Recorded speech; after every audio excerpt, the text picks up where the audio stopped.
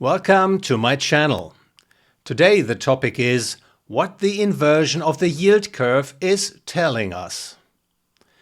The yield curves in the US and the Euro area are deeply inverted. This means the level of long-term interest rates trades well below the level of short-term yields. In July 2023, the 10-year US Treasury yield was 116 basis points below the 2-year US Treasury rate, and the corresponding yield curve inversion in the Euro area was 86 basis points. Rather serious inversions from a historical perspective. Moreover, experience has shown that an inverted yield curve is often an indicator of an impending financial and/or economic crisis, often of recession. Is this time any different? On the one hand, one could argue that the yield curve inversion has been around for quite some time. But a major crisis hasn't hit yet, so the yield curve is wrongly sounding alarm bells and should be dismissed. On the other hand, one has to consider that the yield curve tends to be a leading indicator. It sends crisis signals well before such a scenario is supported by hard data. In fact, there are some developments that could validate the signals currently coming from the yield curves. The US Federal Reserve and the European Central Bank have raised interest rates significantly in a relatively short period of time.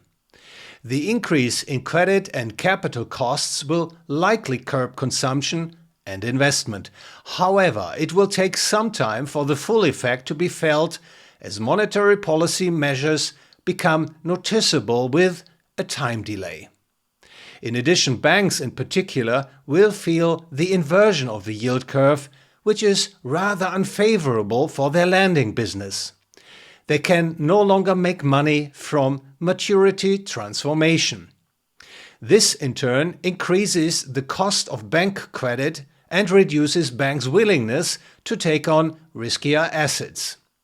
No less importantly, as their loans mature, borrowers will continue to be under pressure and have to refinance them at considerably higher interest rates.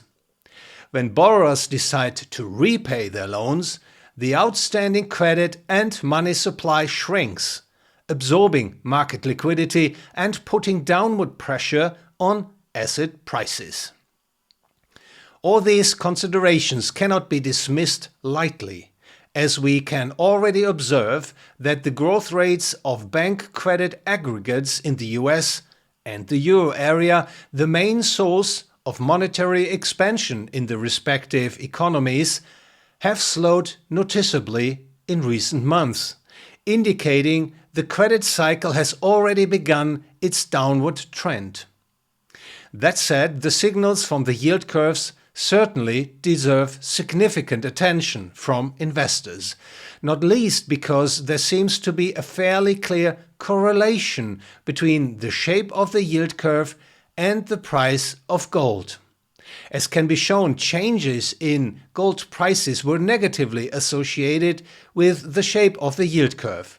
A steepening, flattening of the yield curve on average tended to be associated with a falling, rising gold price. The flattening of the inversion of the US yield curve from 2021 onwards have only been associated with a rather modest increase in the price of gold. Compared to the years 2007, 2008, 2009, the global financial and economic crisis, one would have expected a much more pronounced increase in the price of gold, especially given the current strong inversion of the US yield curve. Indeed, in my view, markets are underestimating the downward potential from significantly higher interest rates, particularly the burgeoning problems in the credit and monetary system, initially manifesting in a slowdown in bank lending and a contraction of the money supply. That said, I wouldn't be surprised if the price of gold was to return to its long-term upward trend soon, as investors renew their interest in the yellow metal as a hedge against the vagaries of the worldwide fiat currency regime. Thank you very much for your attention. If you enjoyed the video, please like it, share it, ring the bell, and follow my channel.